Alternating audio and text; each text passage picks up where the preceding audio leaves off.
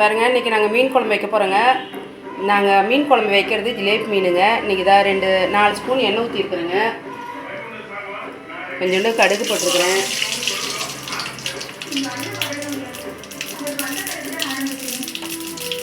பாருங்க, கொஞ்சம் வெந்தயம் போட்டிருக்குறேங்க. வெந்தயம் போட்டால் தான் அதோட டேஸ்ட்டு. பாருங்க, 2 பச்சை மிளகாய், கறிவேப்பிலை,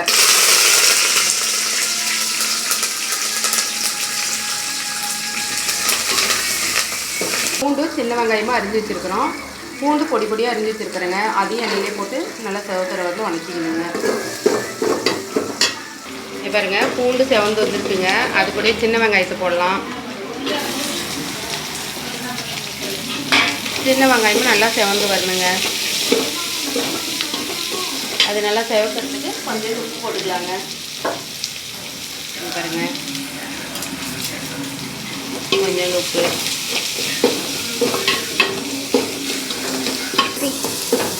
இங்கே பாருங்க, 4 சின்ன வெங்காயம் வணக்கி வச்சுருக்குறேங்க. அதுலேயே குழம்பு மசாலா போட்டு வணக்கி விட்டு வச்சுருக்குறேங்க. அதை அரைச்சி ஊற்றலான்னு சொல்லிவிட்டு 4 சின்ன வெங்காயம் குழம்பு மிளகாத்தூள் தாங்க போட்டிருக்கிறேன் அரைச்சி ஊற்றுறதுக்கு.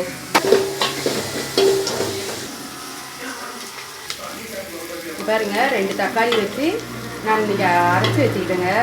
அதையும் போட்டு எண்ணெயிலே போட்டு நல்லா வணக்கி வச்சுக்கணும். பச்சை வாசனை வந்து நல்லா வணக்கிடுங்க. பாருங்க, கொஞ்சோண்டு மஞ்சத்தூள்,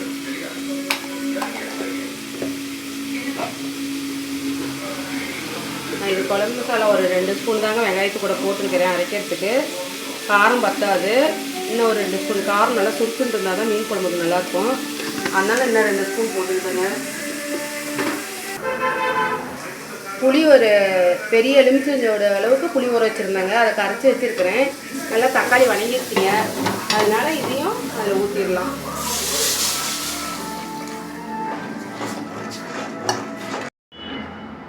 பாருங்க, வணக்கி வச்சுருக்கிற மசாலாவை போட்டு அரைச்சி ஊற்றலான்ட்டு போடுறேங்க.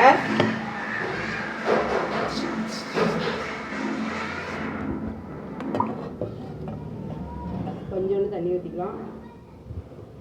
ஓகே,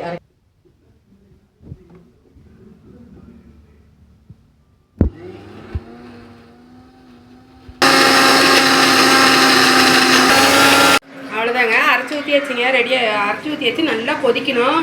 கொதிச்ச பிற்பாடு மீனை போட்டு ஒரு 10 நிமிஷம் இருந்துட்டு இறக்கிடலாங்க. பாருங்க, குழம்பு நல்லா கொதித்து சுண்டிடுச்சிங்க. மீன் எடுத்து போடுறேன். போட்டு சிம்மில் வச்சிடணும். அடுப்பை எடுத்து போட்டு ஒரு 10 நிமிஷங்க இருக்கட்டும்னு ஆஃப் பண்ணிடலாம். பாருங்க, போட்டுட்ட மீனை ஒரு 10 நிமிஷம் அப்படி மூடி வச்சு சிம்மிலேயே வச்சு இது ஒரு 10 நிமிஷம் கழிச்சு ஆஃப் பண்ணிடலாங்க. அந்த சூட்லேயே வந்தால் போதும். மீன் நம்ப விட்டுட்டிங்கன்னா கரைஞ்சி போயிடும். அவ்வளோதாங்க, ஒரு 10 நிமிஷம் இருக்கட்டும். அப்புறம் எடுத்து பார்த்துட்டு ஆஃப் பண்ணிடலாங்க 10 நிமிஷம் கழிச்சு. மீன் ரெடி ஆயிடுச்சிங்க, வெந்துருச்சு. குழம்புல போட்டு சிம்மிலே வச்சு ஒரு 10 நிமிஷம் விட்டால் ரெடி ஆயிடுச்சு, வெந்துருச்சுங்க. அது மாதிரி நீங்களும் செஞ்சு பாருங்கள். அவ்வளோதாங்க, குழம்பு ஆஃப் பண்ணிட்டேன். அப்படியே நீங்களும் செஞ்சு பார்த்துட்டு எங்கள் சேனலை ஃபாலோ பண்ணுங்கள்.